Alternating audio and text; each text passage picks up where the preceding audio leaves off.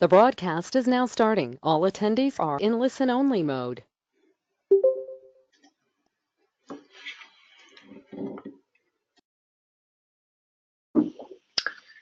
Okay, good morning everybody and welcome to this fourth webinar in the EPATEE series.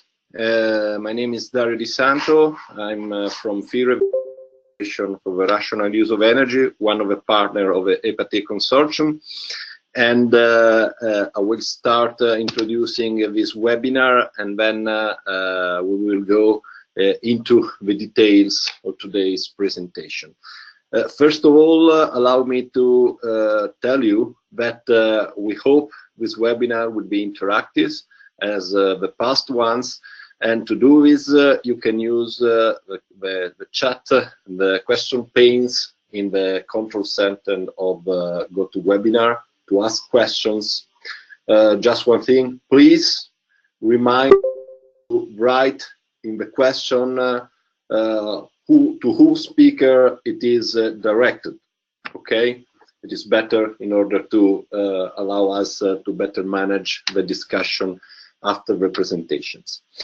So go straight into the webinar. I also like to remind that the registration and the presentations of the webinar will be made available on the EPATEE website, and so you will find everything that is going to be discussed today. About the EPATEE project, it is to create favorable conditions for improving the number, the quality, the performance, and the use of ex-post evaluations of energy efficiency policies. To do this, we try to involve the stakeholders to create a deep and wide knowledge base and to share experiences among peers and among all the stakeholders involved in policy evaluation. So we aim both to obtain short and long-term impacts through our tools. In particular, developing a knowledge base of evaluations, especially ex-post evaluation, and we created a database of and in parallel we created case studies about ex-post evaluations in order to provide guidance and support to all people interested in both starting or implementing an evaluation. And the tools we are developing are an online toolbox. The aim in this case is to facilitate the access to resources, all the resources we've developed over the project. Another one is experience sharing, like these webinars and also the conferences and the workshops we are organizing over the project duration, and the dissemination of results. In particular, in terms of stakeholder involvement, which is of course main point of our project, we started with interviews to the key stakeholders all around Europe, covering all the EU member states and also some states abroad, particularly involved in policy evaluation. We conducted 2 surveys on evaluation practices, and now we are starting the third one. We already 3 EU workshop in Paris, in Vienna, and in Rome, and the next one will be in Brussels in June. Then there will be a national peer learning workshop in selected countries in Europe. And we have 2 series of webinars, dissemination webinars, mostly aimed at illustrating our tools, how they work, and how you can use them. And experience sharing webinars like this one. The scope in this case is to go into details on some evaluation practices and of course got your feedbacks and allowing you to ask questions to experts. Then we also provide direct support and we have a newsletter that you are free to subscribe, and of course we invite to do this. By the way, before to give the floor to Jean-Sébastien Brock to give you some details on today's presentations, I'd like to remind you that you will find the proceedings of the first two experience sharing webinars on our website, to the link indicated in these slides. And we were first on how energy efficiency policy evaluation can produce benefits and add value to policymakers, and the second one on how and what can we learn from verifying energy savings first estimated with engineering calculations. In particular, the first webinar was split in two webinars, so in fact you will find the results and the outcomes of 3 webinars waiting for you. So thank you very much. Feel free to use the interactive options and ask questions to our panelists today. And I will wish you a nice webinar. And please, Elisabeth, give the floor to Jean-Sébastien.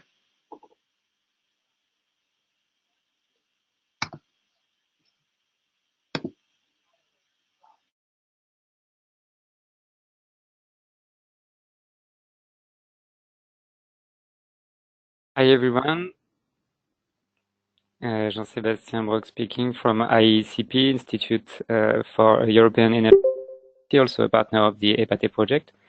I will shortly introduce the topic of the webinar today. So today we will speak about the comparison between estimated and measured energy savings. And why did we dedicate 2 webinars on this topic? Because when we made reviews of evaluation practices in Europe, especially to a set of case studies, we found that in most cases there was, let's say, two approaches used. The first one for regular monitoring that was mostly based on engineering estimates. So energy savings based on, for example, energy modeling, dim savings, energy performance certificates, and so on. Further, let's say, in-depth experiments or studies that were made to further verify what energy savings were actually achieved. And the reason for that is that when using data from measurements or metering, you have a time lag. So you cannot, you have to wait before analyzing the results. While when you use dim savings, for example, you can report almost ongoing results. So that's why the 2 approaches are used, but the experience shows also that different results are found with these methods. So we thought it was interesting to investigate the reason for that and how it can be analyzed. So in the in the EPATEE case studies, you can find different comparison of methods that were used either to test the robustness of the results or to better understand the results. Reasons for example, for energy savings lower than expected or that kind of things. You have the list here, and you will have the slides available after the webinar if you are interested in looking at one particular type of comparison or particular type of case studies. You can also check the knowledge base, and when you on the interface of this knowledge base, you can make some advanced search and select the different calculation methods. So for now, the methods are with number. Very soon they will be with the real name.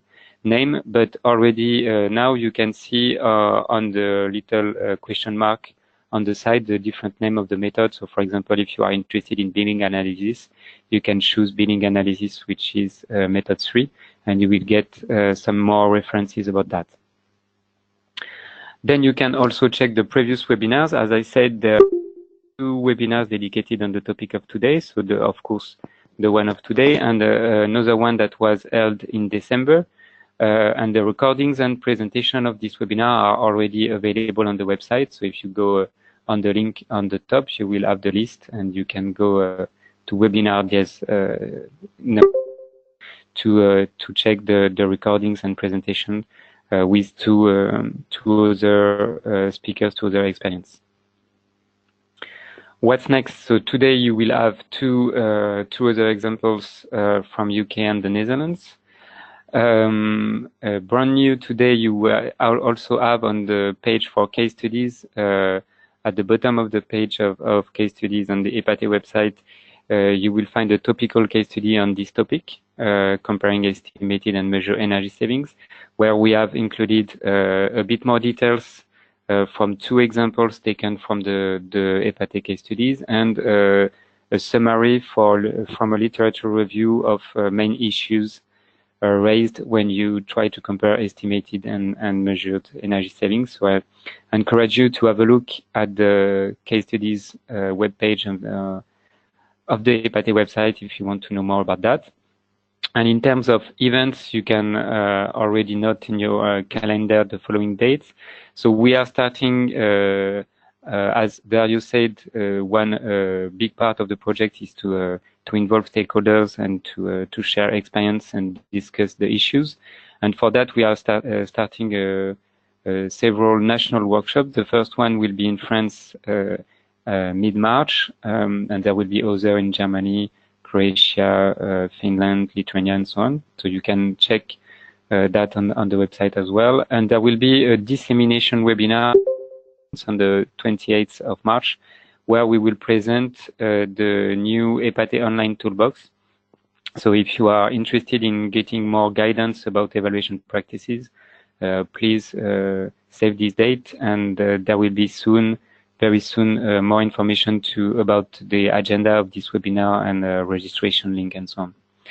And the next European Ping Learning workshop will be in Brussels mid-June, so you can also save the date.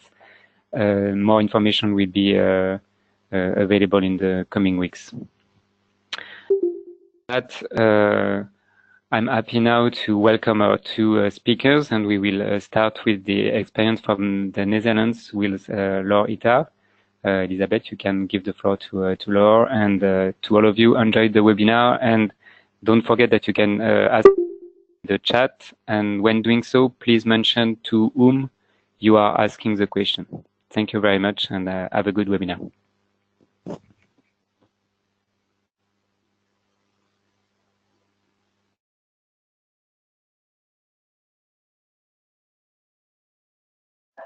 Yeah, okay.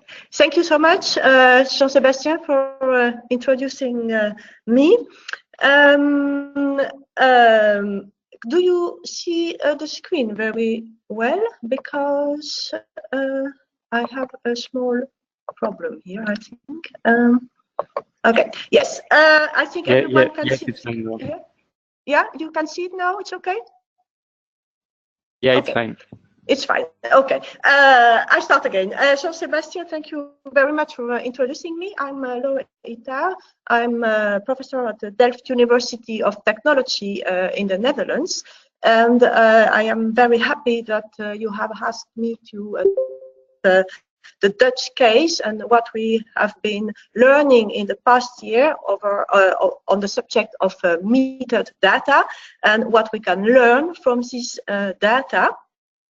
I'm holding the chair of building energy epidemiology, and just like a doctor is a specialist in human body and diseases, and also a specialist, an expert in statistics, use both this knowledge to prevent diseases to develop.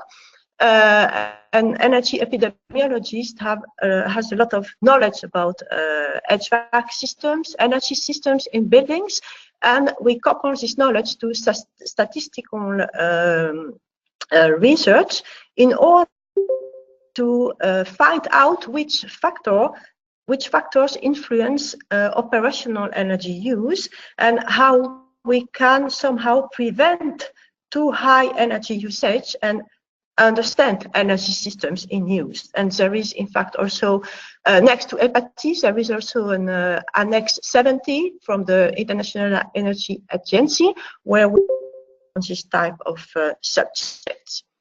As it comes to policies for the building stocks, traditionally it is based on energy for buildings, what we call building energy simulations. And we need these models to be able to assess the current situation and also to assess beforehand the efficiency of measures and the efficiency of the scenarios policymakers think of in such a way that we can steer. So building energy simulation models, there are a lot of, I put a few on the screens, like the passive house software, like Wabi Assets in the Netherlands, but we also have things like Energy Plus and Do and ESPR, all kinds of software that is traditionally used. All this software has some points in common. In fact, the way these softwares are built is they try to represent the physical reality of energy flows in the buildings by looking at transmission, the heat losses through the construction, let's say, ventilation and infiltration, solar gains through the windows, and the internal gains, the heat created by people. Those are the main things that all software have, all models have. Additionally, some of them are also take into account the accumulation of heat in the constructions, which is very important in a dynamic situations. But what's the problem with that? I mean, it's not a problem. It has been a solution for a long time, and it still is that you need a lot of data. For the transmission calculation, you need to know something about the geometry of the building, about the insulation, the so-called RC values, the U values. As for the ventilation and infiltration, we need to know something about the airflow rates, the air tightness of the building, the openings. For the solar gains, we need to know something about orientation, window size, the solar radiation outside. Concerning internal gains, it's all about the number of people and the appliances used. And if we want to know something about the accumulation of heat in construction, we need to have data about the materials. That means that there are a few hundreds of input data needed for each building or for each building archetype. So the model in itself is maybe not very complicated, but the input data, it's a lot of work to find out data that has enough quality to give accurate results. And then if you couple this building model to building archetypes, looking at the building typologies, in the end, you can, by doing a lot of estimations and calculation, know what is the theoretical expected energy use for different scenarios, and you can estimate what that will mean for the complete building stock, and you can also translate that into CO2 calculations, for instance. But that is how we did it, I think, in almost all countries in the past, and that was also the best things we could do. But since a few years, as you all know, have data, more and more data. We have big data, digitization, we have smart meters, smart sensors, smart by which sixth sense, let's say, we appear now to be able to learn how heating systems and building systems really works during the operation. And unfortunately, it's not exactly like we thought they were working. Now, let's imagine that we would be able to have, for instance, it's just an example, yearly energy consumption of all houses in the Netherlands, such that it would be recorded at address in a database. and that we also would have physical data on these individual houses, for instance, the floor area or the insulation level. What could we do with that? Now, first, we could verify if the models that we have been using in all these past years are telling us the truth. We could also maybe calibrate the models, because we will still always need models, because if you want to invent the future, you need to be able to model it, but at least we could have the right starting point. We could also check the efficiency of renovation measures if we can follow the energy use during years. In a few words, we could learn, is it going as expected, and if not, why? So we have been in the Netherlands very happy. Our National Institute for Statistics record the energy use of each house. That is 7 million of houses from which we know, because the energy companies are obliged to give this data to the National Statistics. So we have giant records. And because of the implementation of the energy label regulations from European side, the government has also records of the energy label data in about 2 million of dwellings. That gives possibilities. Maybe we could couple this data together. And the nice thing is, because we have very, very large samples, or in fact, almost whole population, we can get rid of the problem of representativeness that we always had in the past.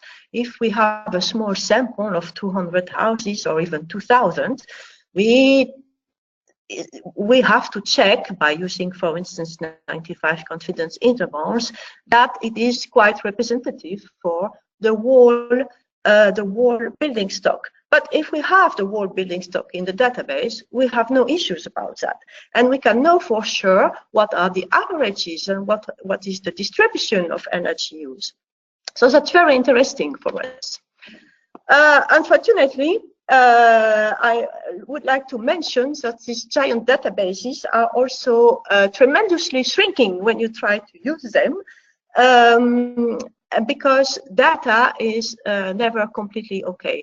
There are a lot of incomplete data, wrong formats. There are labels. For instance, in one of the database, we had a lot of labels, but not the corresponding energy intensity, which is calculated by model, as I told at the start of this presentation, but it was not in the records. So I think everyone who this type of database would agree with me that there is a lot of work to increase the quality of the database. But finally, in the end, I will show you an example for which we had data for 200,000 in the Netherlands. For each of these houses, we knew at address level, the energy level and the energy use. So what you see in this screen is the mean annual gas consumption per square meter. So that is the energy intensity. If you want to convert it to kilowatt hour, you know that liter gas is the same as 9 kilowatt hour. And this energy intensity was calculated by using the software that is on the background of the energy labeling method. Okay, you see, as expected, that G label have a very high energy, and this energy consumption decreases when you go to A+ or A++ labels. You also see that the intervals, the bars that are given around the average, it's not a 95% confidence interval, because this is very small because of the size of the sample. This is just the 1 sigma, so the standard deviation. Okay, now we were able to put this against the actual energy consumption. Oh no, first I If you would like to renovate houses, the all F buildings towards B building, and you would like to know how much energy you would save with that. Now, using this figure, you could say that you would go from 32 cubic meter to around 12, which is something like 66% of energy savings. Quite good. Now, let's compare it to the actual energy use. The light green beams are the actual energy use. And what you see here is a quite different picture. You still see that the G-level dwellings have much higher energy consumption than the A+, but you see that the difference between A and G is approximately 1 to 2, while in the theoretical consumption it was approximately 1 to 5 if you go from A to G. So there is a giant differences. You also see that the standard deviation, so the distribution of the data, is much larger than expected. Now, what does that mean for energy policy makers? Now, that means that if all people having a house with F label would renovate it to a B label, that you would save 36% energy instead of 66%. That means something to the CO2 reductions. And that also means something to the payback, to the expected payback time. So in the view of managing expectation, we should really try to work with actual data. Why are the models we are using inaccurate? I already told something about it at the beginning of this presentation. That's for a large part because of the giant number of data you have to put in it. How do I know what is the insulation value of a wall with a cavity which I don't know if it has been insulated or not? It's very difficult to manage to have accurate data for all the data that are needed. That's one point.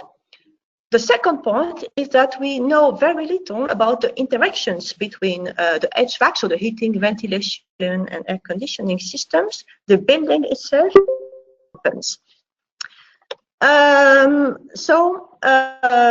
What would we, I come back to this figure, it may very well be that in the G levels, in fact, people seem to behave, let's say, much better than expected. Maybe because they have, because they know they have a bad house, maybe they just heat up to 18 instead of 22. We don't know yet. So we start to have ideas about that. If we want to more, because of course that is the starting point. Now we know that, but we need to go further and to know what can we do more. What do we need to go further? Now we need again large representative samples or even complete populations. We need energy data and weather data because we always have to correct for a different type of winters, for instance. We need building data for each house. We need household data, and we need data about the behavior of people in this household. What are their preferences? And of course, we also need the possibility, the ability to couple all this data at address level.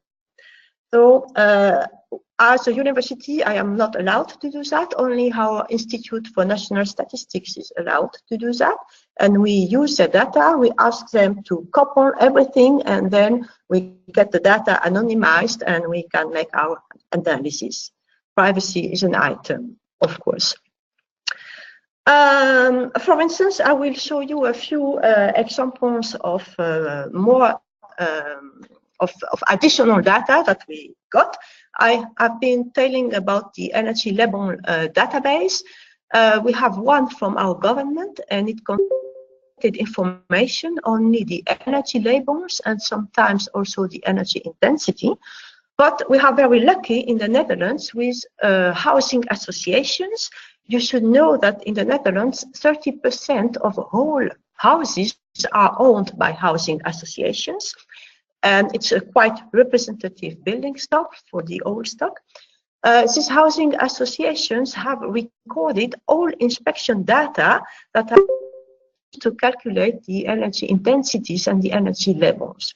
And we could use this data and couple it to microdata from Statistics Netherlands, data about demographics and economics at household level. I will show you a few of the figures because I could talk for hours about it. But what you see, for instance, here is per energy level on the x-axis. Again, the annual gas consumption per square meter of dwellings for different types of heating. And you see on the left the actual data and on the right the modeled data. So you see, again, the trend is the same, but the magnitude is very different. And what you also see, if you would have time, is, for instance, that we would expect condensing boilers, the old ones, that's the red line, theoretically to lead to more energy use than a very good condensing boiler. And we see on the left side of the slide that is often not the case. And I said these are not very high. So in fact, it seems here that we cannot discriminate between all these systems. Another one is the energy use per building type, per building typology. And here we see that in practice, we have much more, the distribution is larger than theoretically assumed. Yes, let's go on with this picture later on if you would like.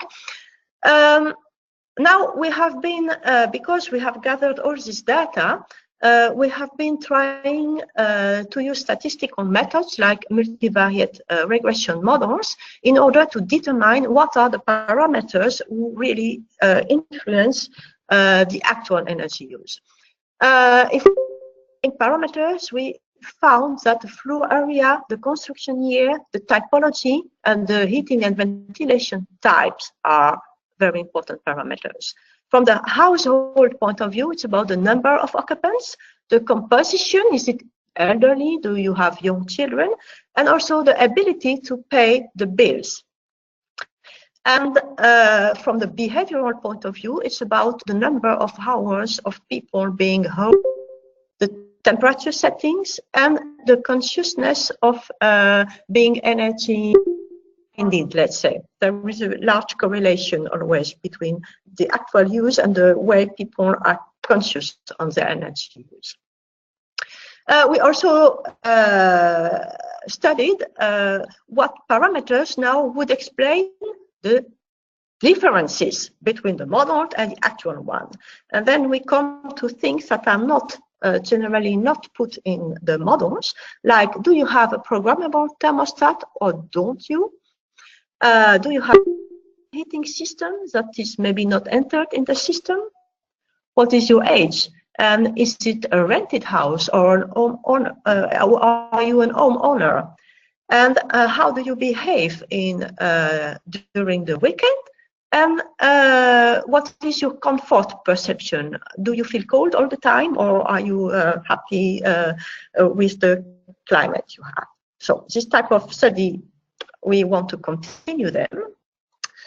But what is most interesting is that because these databases are registered, the data is registered each year again and again. And this happens since 2009, 2010. It means that now we have something like 10 years of data. of which we can follow the buildings year by year. And we found in this database 90,000 cases of buildings that have been renovated between 2010 and 2014, I think here. You can see what are the actual gas reduction. And there is also a dotted line in this picture. And the dotted line is very important because this dotted line says what is the energy, the saving if there is no renovation. So we see an independent energy reduction yearly, but we do not know exactly where it comes from. We suspect it has something to do with the degree days calculations. But we don't know, and people switching from gas to electrical cooking, but that does not explain everything. Now, you can see that, for instance, changing the insulation of building, it's the in the middle of the graphic. This gives some energy savings, but what is interesting also is to compare it with the theoretical things. And here again, we don't look too much in detail into this complicated slide, but what we see here again is that we are not predicting well what is the efficiency of changing the heating system. In these houses, it's a zoom on houses in which we know for sure that only the heating system have been changed. So we are not able to predict very well what the energy use will be. So that is something to search further. We do see that the efficiency of older system is generally underestimated.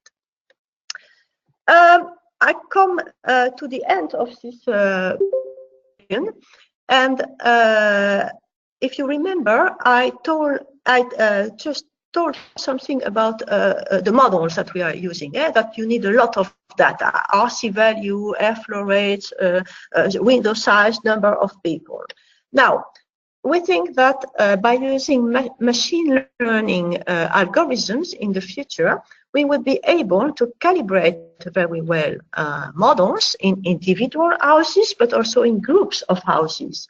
For a neighborhood or for all houses built with a certain building technology, in such a way that by using machine learning algorithms, we could find what are the RC value, the heat resistance, that we could maybe determine also the indoor temperatures without measuring them. We don't know yet, but we think there are a lot of possibilities to go further in finding out what really happens, and that would be very useful for policy, I guess. The key issues, in my view, is the availability of data. We have been lucky with that. Is how to cope with privacy, something to really think about it, and to have an organization allowed to make the data coupling.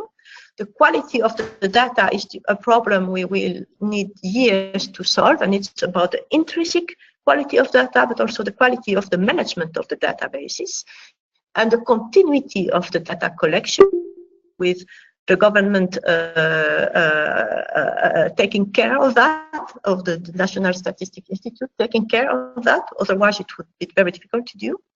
And of course, the models used change a lot in time, and then each time you have to repair for the changes.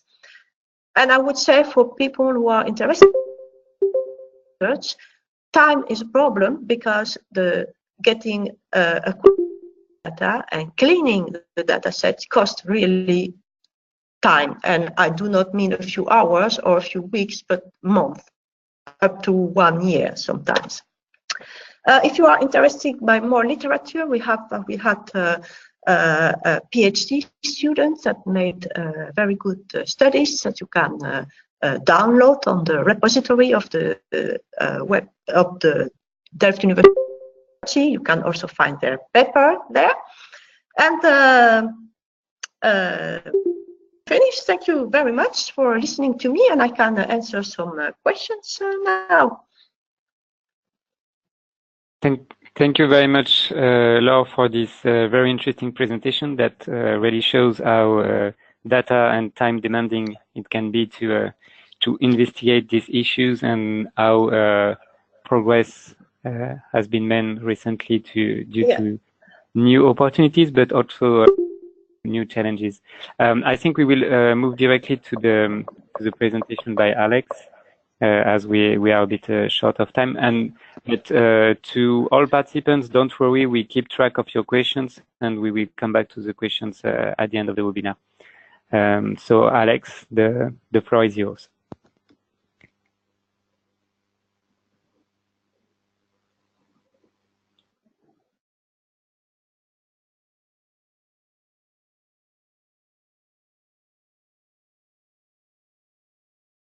Okay, and let's just get this going. Okay, so I'm hoping. Thanks for that. I hope everybody can hear me. Yes, that's fine. Okay, we can see you and hear you very well. Okay, great. So that was just a great presentation we just heard that really sets up this one as well. They complement each other very well. So thanks for that. And I apologize for the long title. Just think of the short title here, which is about comparing energy ratings, the labels, looking at stock models, and then historical data, and see if we can understand a bit more about. We're using the example in the UK. So so if we just okay. So just to give a quick bit of context on what this is all about, we really wanted to have a better understanding of how we could do an analysis that's more relevant for policymaker perspectives and communicate and interpret findings that that they will find useful without going beyond the validity of the findings. And I think it also help policymakers understand some of the limitations of the tools and the data that's actually available. So this is a learning progress, and it's an ongoing conversation. So for this particular work, we're sort of bouncing off a recent report by the UK government, which is the 27 UK Clean Strategy, which was responding to its obligations under the climate change legislation. And that covers all sectors. Sorry, that covers all economy. This work focuses on the residential building sector. And if we look at specifically what's entailed in that proposal, the kind of program is a retrofit program on the certificates. And the aim is to bring everybody up to a minimum of EPC band C across the entire stock. So the scope of it means basically all existing residential dwellings with EPC D or below, and especially fuel poor homes. And the sort of speed and urgency of this strategy is slightly vague, as many as possible by 2030, but all fuel poor homes. And there's some acknowledgement that they probably might not get the savings expected, and some of the benefits will be taken up in improved indoor conditions. So there's a little bit of vagueness actually in terms of what they want to achieve. So if we just look at what we might call the triangulation of evidence and tools that goes on to developing something like that, you've got your energy performance certificates, which are a rating system. And the key thing there is that we've got essentially a fairly simple model. As we said before, there's lots of ingredients goes into those models, using building physics to make some calculations, and particularly there's a lot of conventional assumptions about, for instance, like the what's called the typical indoor temperature or the typical demand temperature that should be used as a way of comparing like with like. So the key thing about ratings is effectively to take the impact of occupant behavior or variations in occupant behavior out of the evaluation of the dwelling. So bear that in mind when we now come to the energy housing, national housing energy stock models, which typically base their calculations on the same kind of building physics models. And they calculate up, as we described before, we're on the categories of each types of dwellings, and then weight them according to the prevalence in the stock and produce whole stock statistics or subsector statistics, and then you can use that to compare with national energy statistics, and you can also work out scenarios about what happens if you carry out various strategies. So on the national energy statistics side, we've got the data that was metered data that's used to calculate the energy consumption at the national level and carbon emissions. But there's a particular another data set that's emerged recently in the last few years, which is the National Energy Efficiency Data Framework, or NEED, and that's being built up by tracking installations of things such as condensing boiler and cavity wall insulation, and then linking that with the energy data over time. So just a reminder on what the EPC label looks like in the UK, and you have your A to G bands. And I'm just going to the fact that one of the key settings in here that is meant to operate across the whole stock is the idea of the 21 degrees demand temperature for a percentage of the floor area and the same duration of heating. So this is kind of a very constrained convention on dwelling operation that you then use to compare the performance of dwellings. So we're going to use the Cambridge housing model as our national housing stock model. The Cambridge just refers to where that model was developed, and that's been previously used in official reports. And it's a model that we can really play around with some of the assumptions and hack it effectively to have a look at some to break out results in a more refined way. So that combines 14,000 subcategories, and we've got the key thing that in the actual method, the official version is it's not 21 degrees for the demand temperature, but actually 19 degrees. And there's a few other adjustments made to, for instance, lower settings for U values in dwellings, for the solid wall dwellings. And some of that is, it's partially based on evidence, but not specifically. In other words, some of those settings we think it's low, things should what the conventional model says, but we couldn't actually, we wouldn't be able to say a precise setting. But in order for this model to work better with the national stock as a whole, the developers of the CHM made some assumption or changes to the assumption in the conventional figures. So we're going to have a look at how that plays out. So we've got the CHM with the conventional SAP settings with that 21 degrees. We've got the CHM model with the 19-degree demand temperature, the lower demand temperature.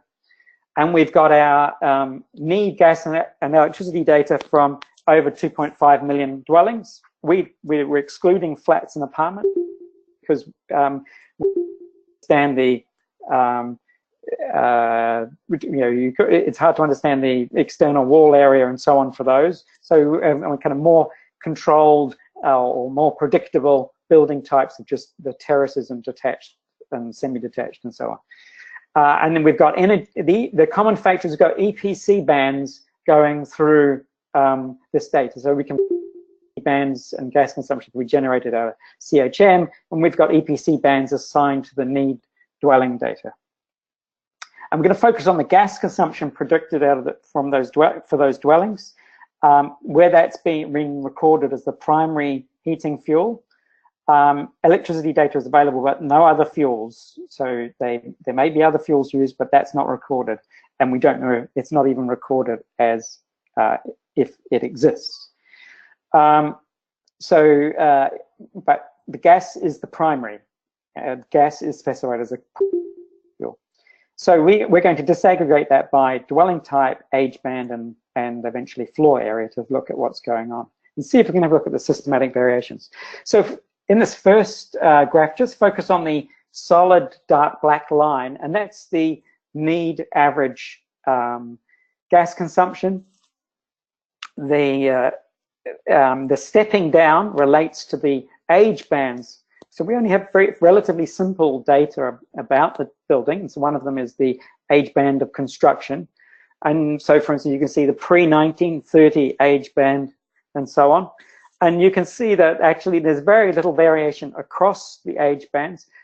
And that's in for 2012 consumption. So it includes upgrades that have been done to dwellings in each of those age bands. So some of the dwellings will have insulation installed, some of the dwellings will have a condensing boiler and so on. And so the snapshot, or so the prediction based on the same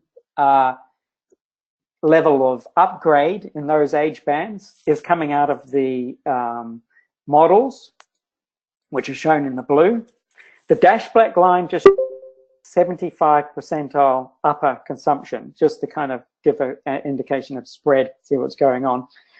The top light blue dashed line is the SAP setting, and you can see it's much higher and shows a steep decline in energy consumption as you go from older to newer. And effectively, you might say from less efficient homes to more efficient homes. So that the model, effectively, they've got the similar pattern, if you like, of what we saw in the previous presentation of a large predicted decline, and that is not reflected in the actual consumption. And the need, the Cambridge Housing Model CHM19, the blue line there is closer, but it's still more like the 75th percentile. It's so the adjustments that they've made has brought it closer to empirical data, but still systematically higher for detached dwellings. And if that pattern's repeated, but kind of progressively to a lesser extent as we look through the other dwellings. So we've got the same pattern in the semi-detached, same in the end terrace. And in fact, you could say that here the CHM model is getting pretty close to gas consumption for the post-1930 end terraces, and similarly for the mid terraces. But still, there's an overestimation in the older dwellings. So, we just to summarize, we've got that larger consumption in the older detached dwellings for the SAP 2009. We've got a reduced difference when we under the CHM where the demand temperature has been reduced, and we see much less variation in the need data across those construction age bands.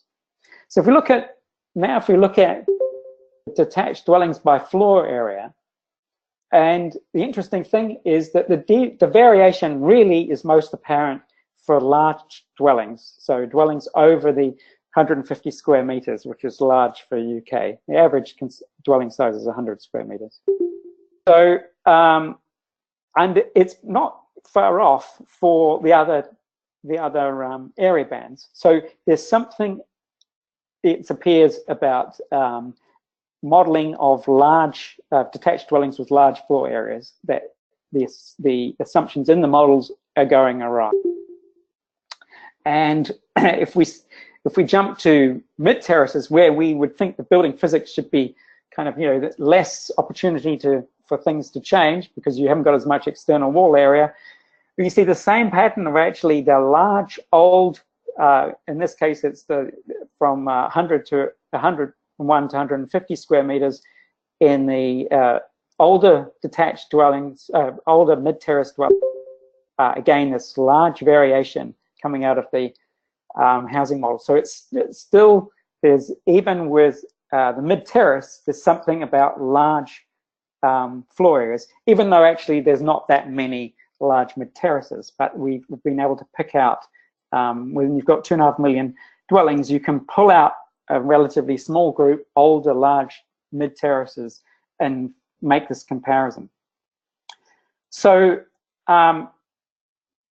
what we've got is essentially, to summarize effectively, we've got an indication that there's something about in general with the way the models operate.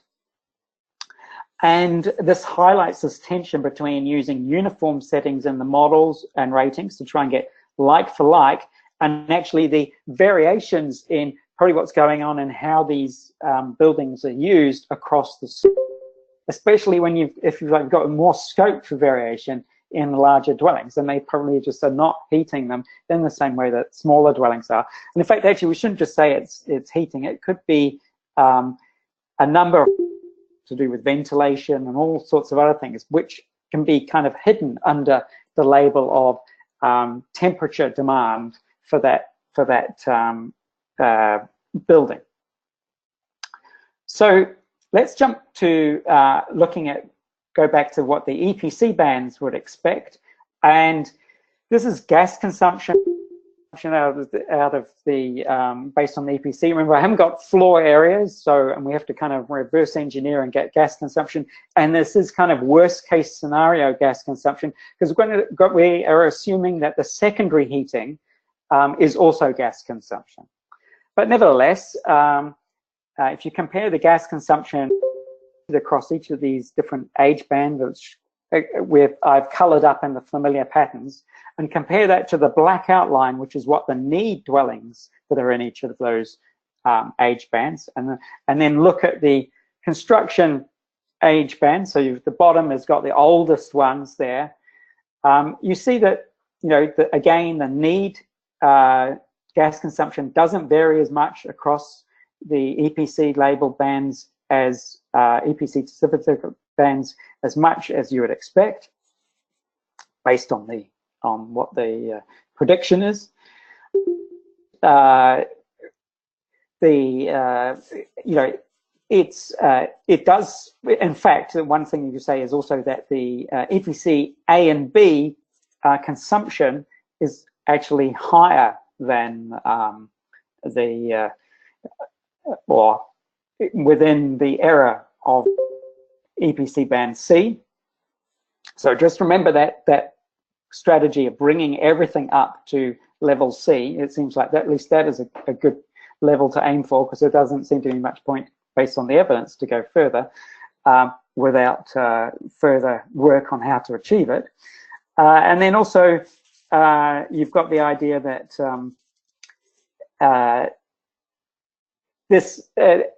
these variations are what I should say is that the need dwellings actually all fall within the band expected for EPC level C already. So actual consumption, mean gas consumption is already within EPC band C for these dwellings. So that's kind of interesting. And then if you come to mid terraces, you've got the similar sort of pattern. Although some of these the actual numbers in some of these categories are probably quite small from a stock perspective, or percentage perspective. When we're able to look at it, we might have several thousand in these categories, because we've got over 2.5 million dwellings to play with. So when we talk about things that are happening in certain poor performance, be actually that many mid terraces that get a really EPC band rating. So let's look.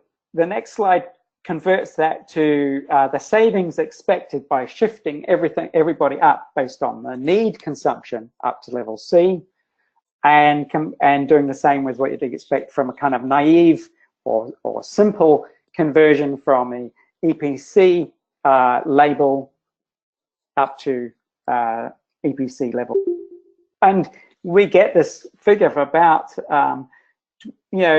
broadly speaking, you might say around 20% of the savings that you'd expect. And this is all weighted by the prevalence of each of these, of the various EPC bands in each dwelling type and in each dwelling age band. So as expected, the largest saving coming in is for instance, the older detached dwellings, that's the light grey. And those, it's true both for the need data and for the EPC data, but the actual magnitude of the savings is much larger. So just to summarize that, and I've got a few extra slides just to kind of take the next step, but it's just highlighting this problem of having deeply embedded standard conventional operation settings embedded in models. There is a systematic variation, and it's highlighting that where we should look for more insights into what's going on, and then particularly the issue of larger, older, inefficient dwellings.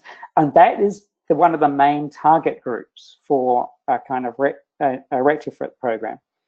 So, so the savings are less than expected, but the good news is it's systematic and predictable. And in fact, the government does actually have a kind of correction factor that they put onto their savings. And they don't know why. They might put it under the take-back factor or something like that, but they have some correction factors where they expect things are not as large as would be predicted.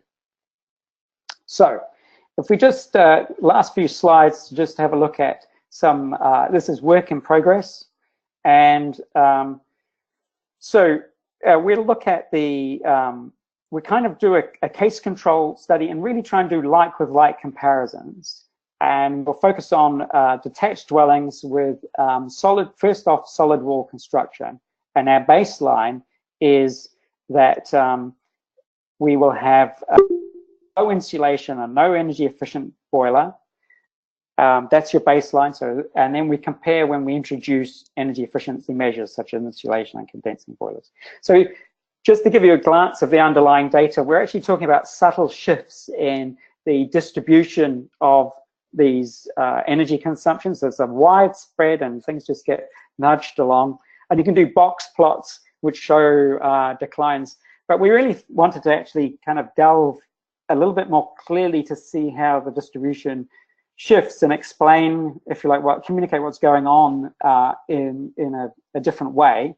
So what we've done here is brought consumption for solid wall detached dwellings into deciles and taken those two distributions and looked at the difference between those two distributions before and after putting in loft insulation, which is kind of the basic thing you can do to a solid wall dwelling that hasn't got anything. And the first step you do is you put in loft insulation. And you can see across the middle of that distribution, the variation, the percentage saving, which is the blue line coming across here, that's going from around to a 9% across, a 9% shift reduction. And cumulatively, or sort of like the percentage share of the total energy saving, you get a larger share of the pie as you get to larger energy consumers. So you could say, if you want to get them, the most energy consumption, the majority of energy consumption is coming from the consumers that are doing more than 25,000 kilowatt hours a year. So when we do this with boilers, I haven't got a graph for the boilers, but when you do, and the reason is you actually don't get any energy savings, or very little, 1%, for putting in a condensing boiler in a solid wall detached dwelling that doesn't have anything else, okay?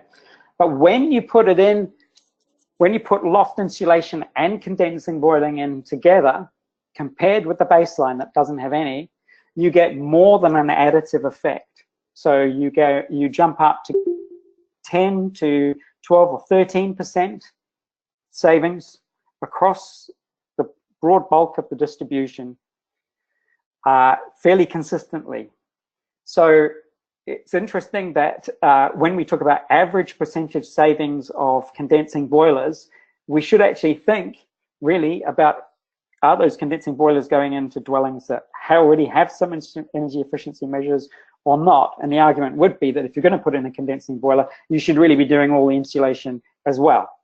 So if we just shift to cavity wall detached dwellings and do the whole lot that's available in this simple data set. So that's loft insulation, cavity wall insulation, and condensing boilers, compared to cavity wall dwellings that have none of those. You're getting the same more than additive effect, and you're getting a consistent 27 to 32% saving across the stock. So it's kind of interesting that we went from having models that really were overestimating and not really knowing what's going on, to actually saying, well, this empirical data is actually giving us a good sense of what happens when you do some of these changes. And I'm going to mention that just as I wrap up, well, let's just say we've got summarize this. We were saying, you know, it's not the average across the dwelling type, but the shift in distribution, where we're really thinking about the combined effect of energy efficiency measures. And if you like, the argument is really about doing things for a deep retrofit and thinking about where you target those savings. Be targeting the higher energy consumers to get the most. So you also might be thinking about the lower energy consumers for actually more for social policy reasons, rather than necessarily a savings, because they don't, in terms of the absolute savings, because they don't have the total consumption to deliver as much absolute savings. So, and the other thing we noticed is that the social gradients, which I'm not in a position to show yet, but I could just talk to generally, is to say that the social gradients that we see is that the energy efficiency savings in poor performing homes tend to happen in the most deprived social groups, social index. In other words, the higher social index groups use their condenser and boiler and savings, but that great social gradient, reduction seen in the most deprived and not so many reductions seen in the least deprived, converges as if the energy performance goes up. So when you're talking about a deep retrofit program, you should expect many of the social gradients, what suggests at the moment that the social gradients start disappearing. So we get into a lot of issues about what's happening with take-back factor and different social groups doing different things, but that's really that's happening much more at the energy inefficient level. And if we want to bring the dwellings up to a high performance level, then we can expect that the social gradients will start to appear in relative terms. Okay, so to end, we just want to say that we need to also consider how deep these retrofits should be if we're going to go down this pathway, and the work that you'd need if you were developing a policy to train up the construction industry to deliver that at scale. And that might well involve targeting different types of buildings and different sizes of buildings and working through delivery on that. And that should go alongside the research. And as we discussed before, we've got the issue where we have the data now, and we have the data management to really look into what's going on and ensure and try and unravel the kind of issues that are behind some of the fact that the interventions are not delivering perhaps what is it.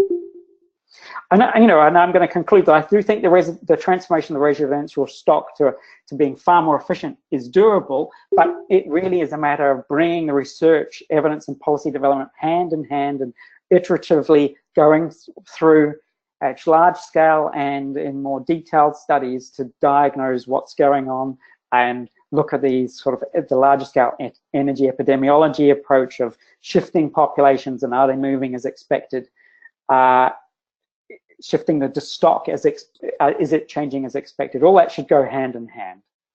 So with that, I'm done, and I would just say that there's actually a more formal paper on the first set of results that's coming out in energy policy shortly. I can't give an exact reference because it's just at that final stage of going online, but if you keep an eye out for it, it will probably be available in the next week or two. So with that, I am done, and I'll hand that over. Thank you very much, Alex, for this very interesting and, as you said, complementary presentation.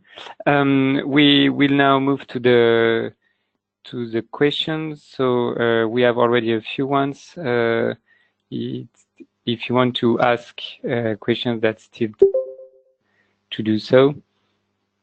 So let's start. I think the first one was about heat pumps and was directed to Laure. Do you have any so Laure, do you have any idea why heat pumps are performing so differently, both from theoretical values and from the other heating systems?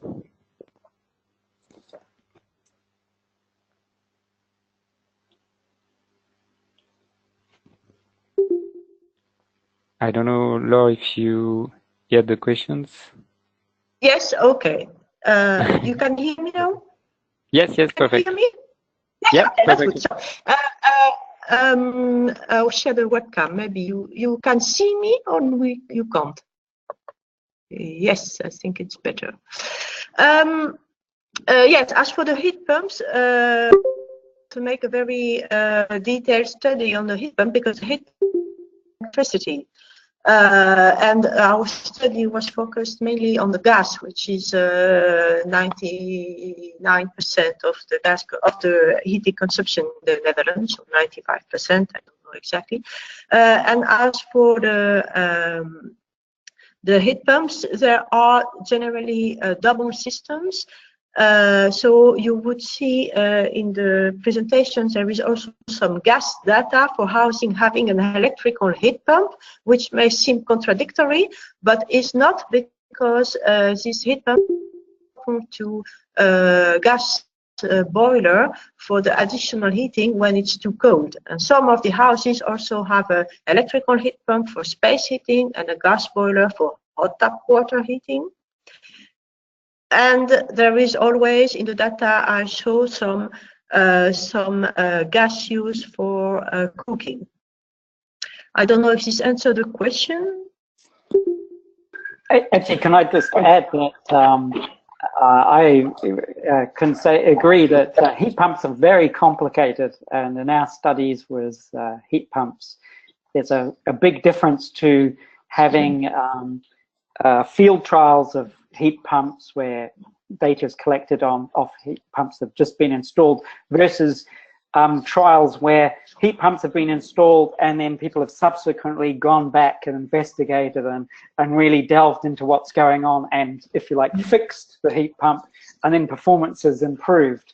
And then you get quite a different valuations for your COPs out of that compared to just the kind of what would be a more realistic situation of heat pumps being installed. And in the UK, often people are not chased up for what actual performance is after installation has occurred.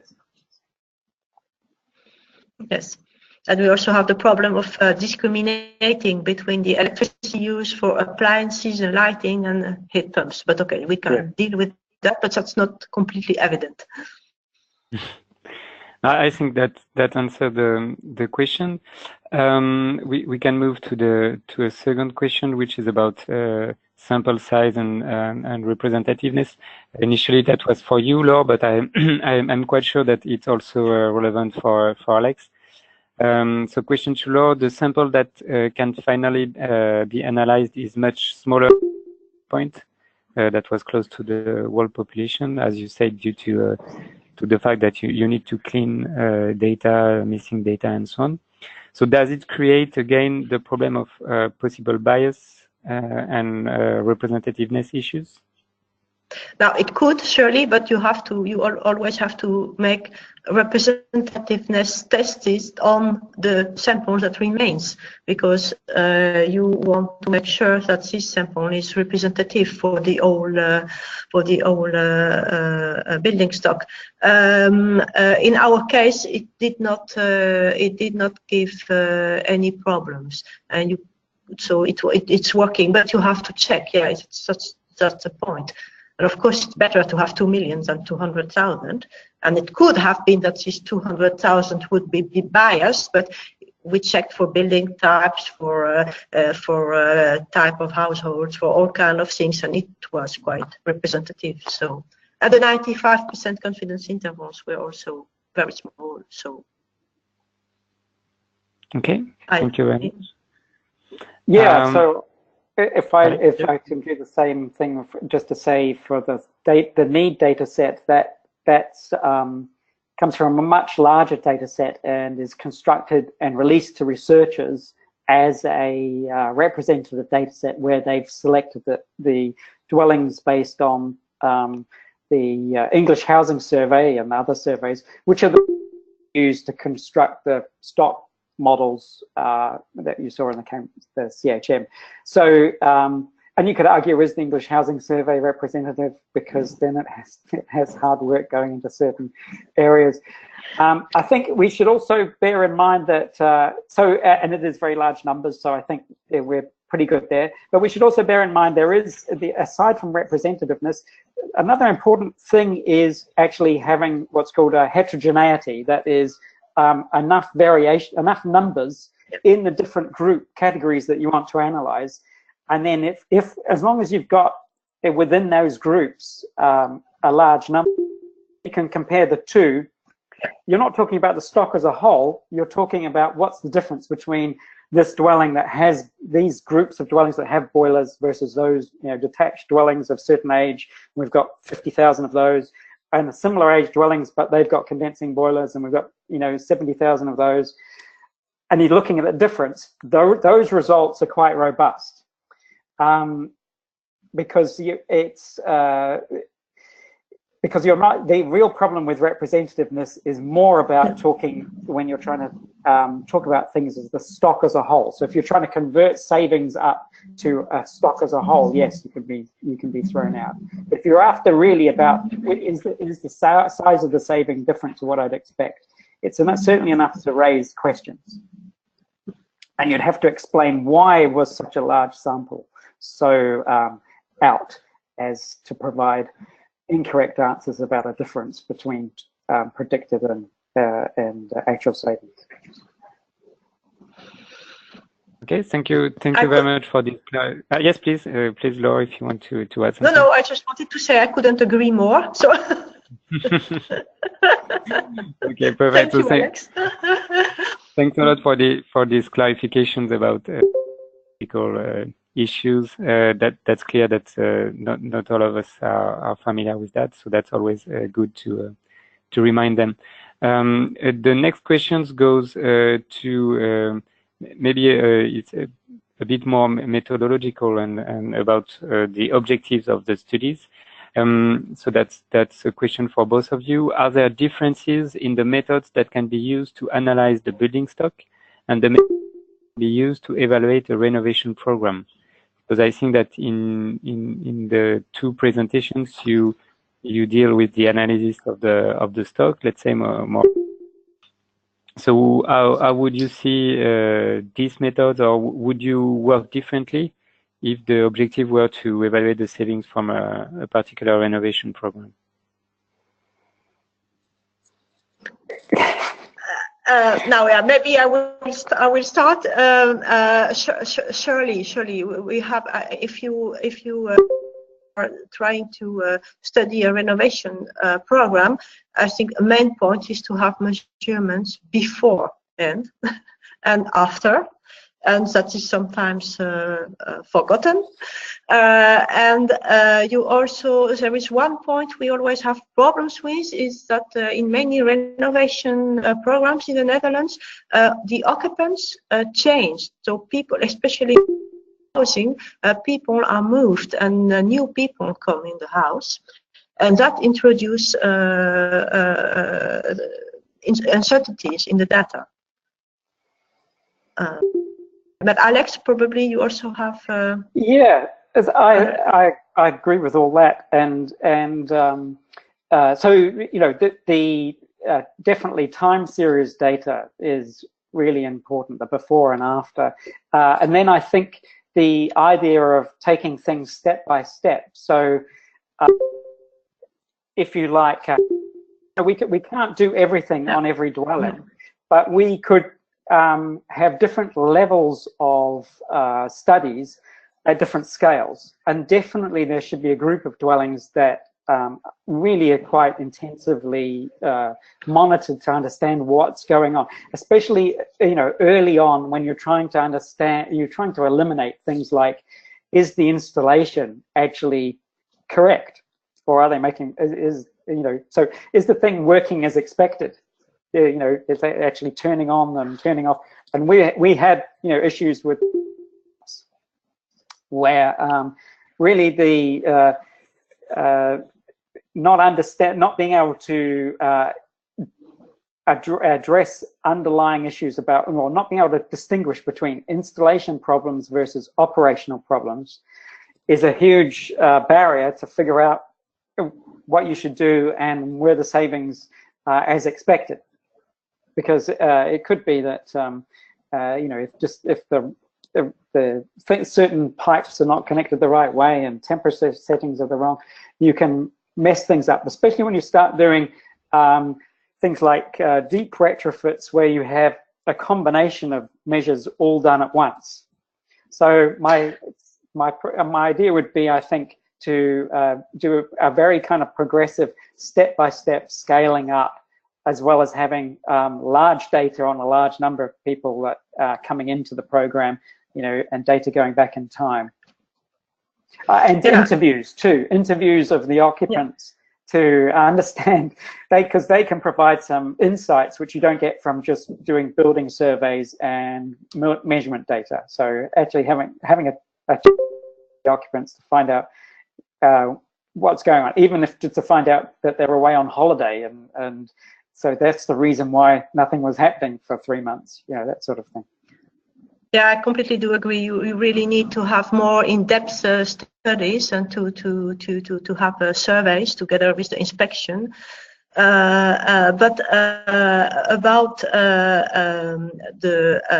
let's say, repairing the installations that are not working well, I do agree, but I have a small doubt, because it may be, if we find out in the 50 houses that the heat pump have been systematically not well set up, let's say, the controlled value are not the right one, and so on and so on. We can correct for that, and then we get the potential energy savings, but it will remain that probably at the level of the building stock, these installations, these heat pumps are not well installed. So that means something too. Yes, I agree. That exactly. Yeah, I agree. It's to provide insight. So you want feed. So that's why I think this research has to go hand in hand with the whole process. Surely, and and to understand what's going on. And you can't. It's not feasible to do that for everybody, but you need to do it for enough so that you're not so far down the track with the retrofit rollout that suddenly you discover something that could have been revealed a long way back in time that you could have corrected for. So that's a kind of iterative program. Yeah. Yeah, like the condensing boiler never working in condensing modes for years because the temperatures are too high. Yes, exactly. We can tell so many stories like that. Yeah. Thank you very much for these details. We may come back to this issue maybe after questions. There was one question to you both about the one of the common results when you look at energy consumption estimated by energy performance certificates and actual energy consumption. So question to Laura and Alex, you show that actual energy consumption are particularly lower than expected for the most inefficient dwellings. Could this gap be used as an indicator to detect dwellings at risk of fuel poverty?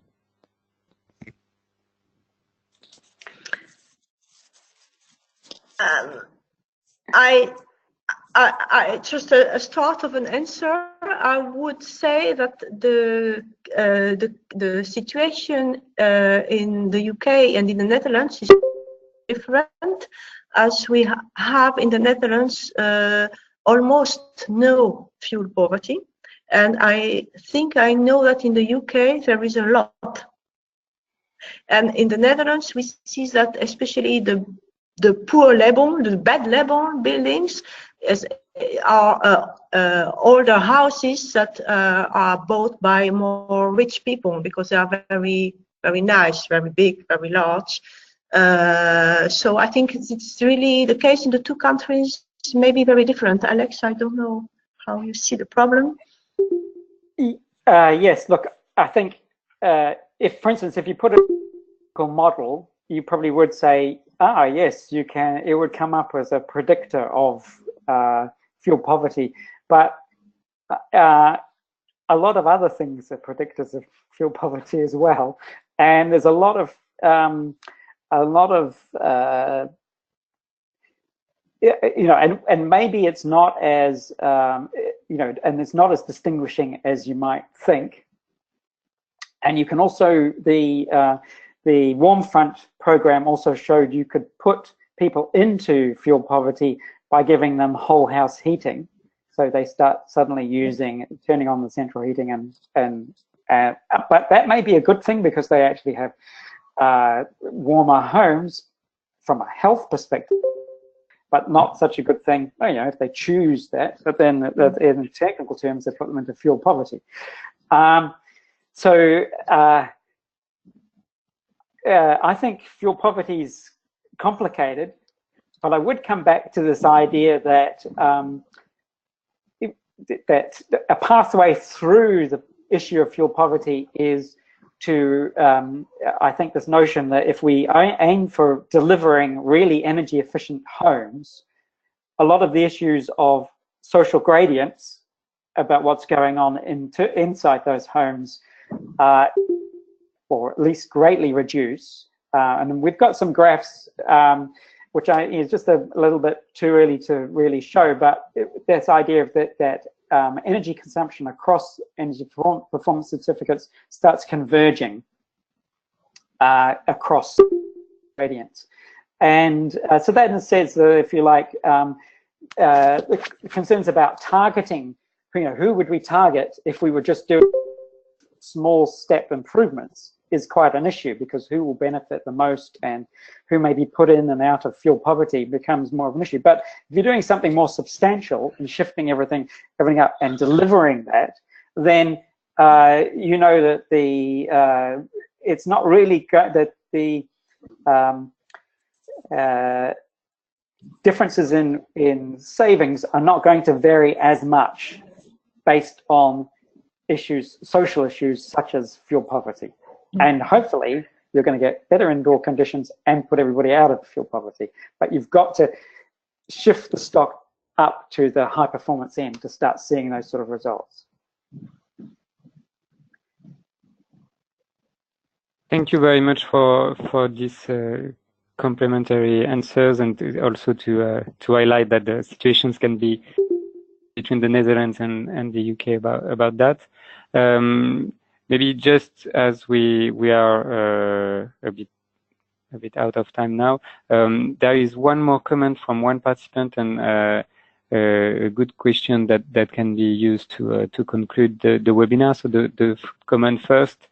Very informative, thank you. I, as a practitioner, suggest to shift the research money from the next generation of energy consumption prediction modeling tools for dwellings, because there are already tons of them and the climate zone issues are not considered enough, to a new generation of, for example, cooking appliances.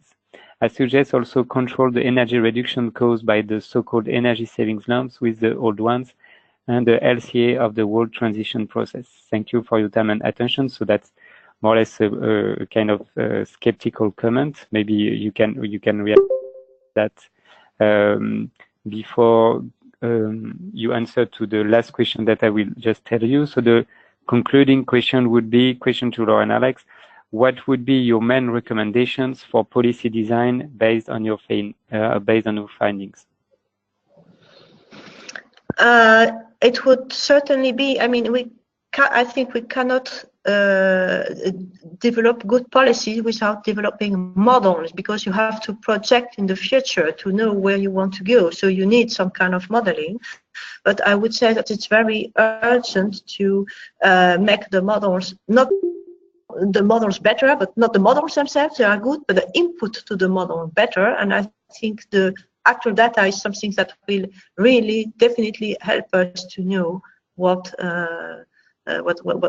we have to do, and what is the, and the models have to be maybe better, because we see that the use, that's a very important point, the use of building is not as expected in this model, and the use of this standard occupant profiles and temperature settings, it's not just like it is in reality. So we need to produce better data in such a way that we can go on and do the right things.